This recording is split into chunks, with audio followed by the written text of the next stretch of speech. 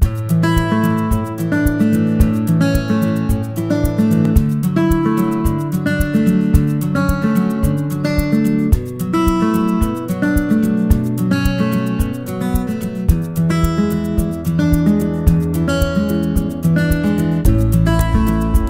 we're at Caer, Blaen, Miniog promontory fort in northwestern Carmarthenshire to do some topographical survey and to tell you a little bit about what we've been doing here over the last 2 years.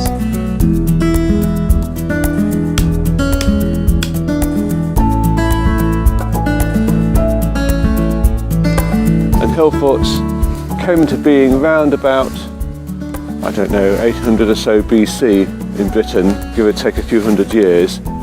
But these in West Wales seem to be about 500 BC they came into being, and they are defensive sites. And as the name suggests, they're often on hills, but not always, and sometimes they take much more use of natural defences. And they are essentially settlements, so people would have lived inside the defensive circuits, the enclosed area, with several roundhouses, depending on the size of the hill fort. There could have been perhaps 5 or 6 roundhouses. In bigger ones could have been 20, 30, 40, 50 roundhouses, perhaps a population of several hundred people. In West Wales, where we are at the moment, they seem to be much smaller generally. You may have a settlement of about a dozen roundhouses on average, but very heavily protected by banks and ditches. And this is what you see here at the moment here. And they are long-lived settlements, so probably around about 500 BC this was constructed and would have been used and lived in for several centuries, up until the Roman period and then perhaps beyond as well. So you may have 1,000 years of occupation on these particular sites, and then they just faded out and became part of the landscape.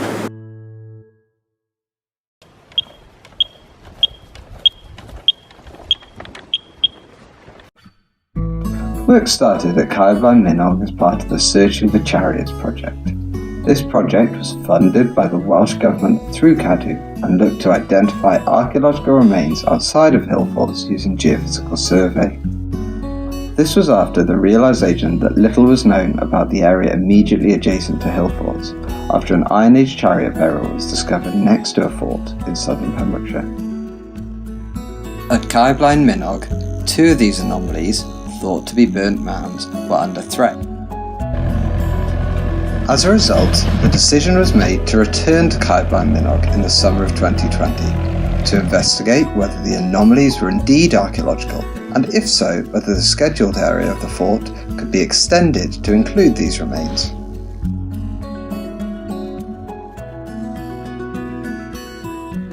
Really quite strange monuments, found dating to the Bronze Age typically.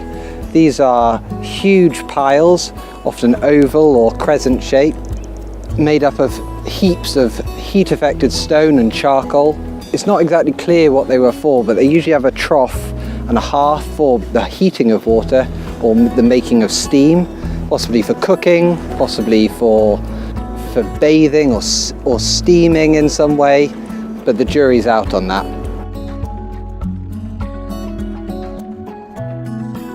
Betty Nade. Joan? Wel, ar hyn o bryd, dwi'n wneud section drawing, sef y llun o'r ardal nes I palu ddo a heddi. I ni yn meddwl ta hwn yn ardal ble o'n yn rhoi dŵr. We opened 2 trenches, one along here and one behind you, along there. And we found some really interesting remains. Not only was this one in particular really well preserved, with about 50 centimetres, 60 centimetres of burnt mound material remaining. We also had 4 well preserved troughs, one of which had a round structure around it, which is incredibly rare. And now we've sent off for radiocarbon dates, a better idea of the date of these mounds and how they relate to the hill fort beyond us. But they're due back soon, so we'll wait for them with anticipation.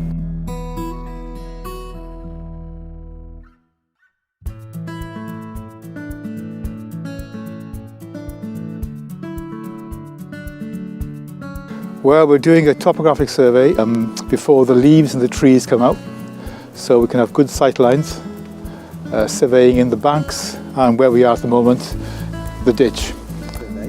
We're using a TST, a total station theodolite.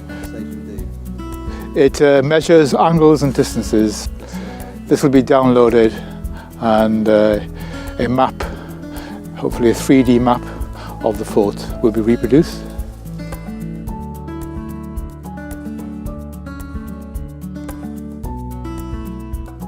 And what you see here is the part of the defensive circuit.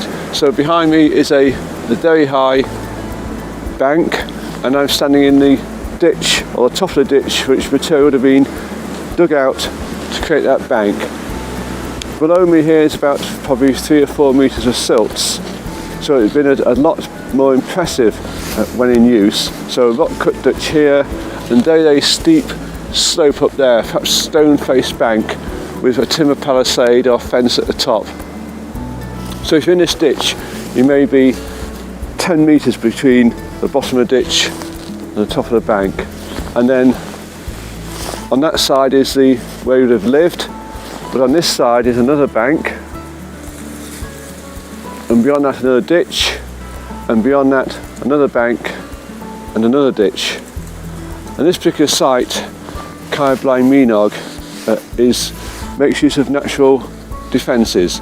So on 2 sides, or on 3 sides, it's got a very steep valley sides. So these banks and ditches cut off the remaining side, which is easier approachable. It's been fantastic having the trust here. They've respected my farm, they've respected the environment, and have done a great job in sharing the knowledge that they've learned and the discoveries that they've found with me.